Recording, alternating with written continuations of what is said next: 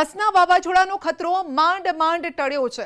શ્રાવણમાં પણ શ્રીકાર વર્ષા થઈ છે, ખાસ કરીને શ્રાવણના અંતમાં। તેવામાં હવે ભાદરવો પણ ભારે ભરખમ રહેવાનો છે અને ભાદરવામાં પૂર આવે તે પ્રકારની પરિસ્થિતિ જોવા મળવાની છે।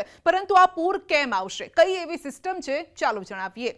તો હાલ ગુજરાત પર એક નહીં પાંચ સિસ્ટમ સક્રિય થઈ છે। કઈ જગ્યાએ આ સિસ્ટમ છે એ પહેલા આપને જણાવી દઈએ તો આપ જોઈ શકો છો કે 5 સિસ્ટમ થી ઘેરાઈ ગયું છે ગુજરાત। એટલે કે શ્રાવણ જ નહીં, ભાદરવો પણ આ વખતે ભારે રહેવાનો છે। ખાસ કરીને આ સિસ્ટમની વાત કરીએ તો જે ડિપ્રેશન બનેલું છે તે બંગાળની ખાડીમાં એક સિસ્ટમ સક્રિય છે, તે ડિપ્રેશન બની છે ને જો એ ડીપ ડિપ્રેશન બને તો પછી ગુજરાત પર ભારે તબાહી પણ મચી શકે છે। અને જે રીતે આપણે જોયું કે શ્રાવણના અંતમાં ઓગસ્ટ મહિનામાં જે રીતે જોરદાર પવન ફૂંકાયો અને મધ્ય ગુજરાત પાણી પાણી થઈ ગયું, સૌરાષ્ટ્ર કચ્છ પાણી પાણી થઈ ગયું। જો આ ડિપ્રેશન ડીપ ડિપ્રેશન બને તો પછી ગુજરાતમાં કંઈક એવી પરિસ્થિતિ પેદા થઈ શકે છે। આ સાથે જ અત્યારે જે ચોમાસાની ધરી છે એ મધ્યપ્રદેશની ઉપરથી જઈ રહી છે અને જ્યારે મધ્યપ્રદેશમાં કોઈ સંકટ હોય ત્યારે જરૂરથી ગુજરાતનો જે આ મધ્ય ગુજરાતનો જે એરિયા છે, ખાસ કરીને પંચમહાલ, દાહોદ, આ તમામ એવા વિસ્તારો છે ત્યાં મોટી અસર થતી જોવા મળતી હોય છે। હવે આપણે વાત કરીએ ઉત્તર ગુજરાત, ઉત્તર પશ્ચિમ તરફ કઈ સિસ્ટમ છે તો ઉત્તર પશ્ચિમ તરફ પણ અહીંયા જોવા મળી રહ્યું છે સાયક્લોનિક સર્ક્યુલેશન સર્જાયેલું છે। એટલે કે રાજસ્થાનની ઉપરથી એક તો ચોમાસાની ધરી જઈ રહી છે અને બીજી તરફ સાયક્લોનિક સર્ક્યુલેશન પણ છે, એટલે જેના કારણે ગુજરાત પર તેની અસર જોવા મળી રહી છે। અને સૌથી મોટી વાત અહીંયા એ પણ છે કે શિયર ઝોન ખાસ કરીને દક્ષિણ કાંઠાને અડી રહ્યો છે, તો શિયર ઝોન પણ અહીંયા છે। તેના કારણે પણ અત્યારે દક્ષિણમાં પણ જે ભારે વરસાદ અત્યારે થઈ રહ્યો છે, જે એક નવો રાઉન્ડ શરૂ થયો છે એ તેના પ્રતાપે જ અત્યારે જોવા મળી રહ્યું છે।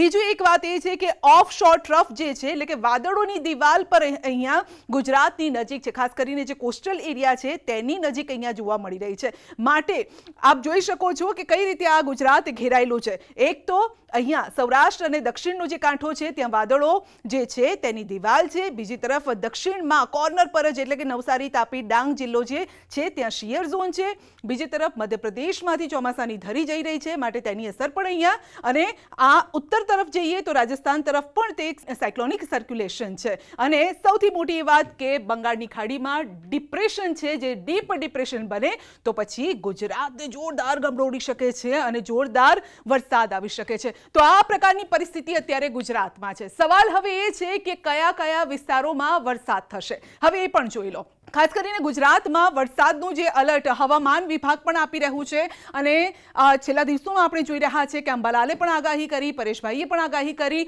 અને તે જ આગાહી સાચી ઠરી રહી છે। ન્યૂઝ 18 ગુજરાતીએ પહેલા જ કહ્યું હતું કે સપ્ટેમ્બર મહિનો પણ ભારે રહેવાનો છે ઓગસ્ટ બાદ। તો સપ્ટેમ્બરની શરૂઆત થઈ ચૂકી છે અને કયા વિસ્તારોમાં વરસાદ રહેવાનો છે તો એ જોઈ લો। ખાસ કરીને આપણી નજર જે જતી હોય છે જ્યારે રેડ કલર હોય છે, કારણ કે ખતરાની ઘંટડી હોય છે, તો ભરૂચ અને સુરતમાં ભારે વરસાદની આગાહી છે। સવારથી જ આપણે જોઈ રહ્યા છે એ પણ વરસાદ વરસી રહ્યો છે।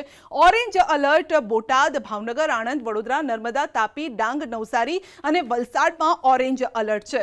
આ સાથે જ યલો અલર્ટની વાત કરીએ તો યલો અલર્ટ અમરેલી, રાજકોટ, સુરેન્દ્રનગર, અમદાવાદ, ખેડા પર યલો અલર્ટ છે। બાકીના જે સફેદ કલર આપણે જોવા મળી રહ્યો છે, જરૂરી નથી કે આ વિસ્તારોમાં વરસાદ ન થાય, કારણ કે આ તમામ વિસ્તારોમાં પણ વરસાદ થઈ રહ્યો છે। ઉત્તર ગુજરાતમાં પણ સાબરકાંઠા, અરવલ્લી, મહેસાણા આ વિસ્તારોમાં પણ અત્યારે વરસાદનું જોર જોવા મળી રહ્યું છે।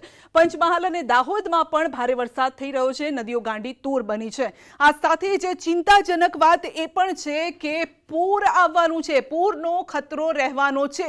જે મેં પહેલા સમજાવ્યું કે 5 જે સિસ્ટમ છે એ ગુજરાત પર છે, એટલે એક તરફથી ખતરો નથી, 5 તરફથી એ ખતરો છે ને જેના કારણે 14 એવા જિલ્લા છે જે પૂરના પ્રકોપમાં આવશે, એટલે કે પૂરથી એ વિસ્તારોમાં જળબંબાકારની પરિસ્થિતિ થશે। અત્યારે પણ દક્ષિણમાં આપણે જોઈએ તો પૂર્ણા અને અંબિકા નદી જે છે એ એટલે કે દક્ષિણનો આ જે કાંઠો છે ત્યાં પૂર્ણા અને અંબિકા નદી અત્યારે રૌદ્ર સ્વરૂપે વહી રહી છે, જેના કારણે દક્ષિણ પર ઘાત છે। પરંતુ આ સાથે ઉત્તર ગુજરાતના પણ કેટલાક જિલ્લાઓ છે, સાબરકાંઠા, બનાસકાંઠામાં પણ પૂરની પરિસ્થિતિનું નિર્માણ થઈ શકે છે જો આ વરસાદ ભારે પડ્યો તો।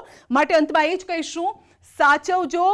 સપ્ટેમ્બર મહિનો એટલે કે ભાદરવો પણ ભરપૂર રહેવાનો છે, ભારે ભરખમ રહેવાનો છે।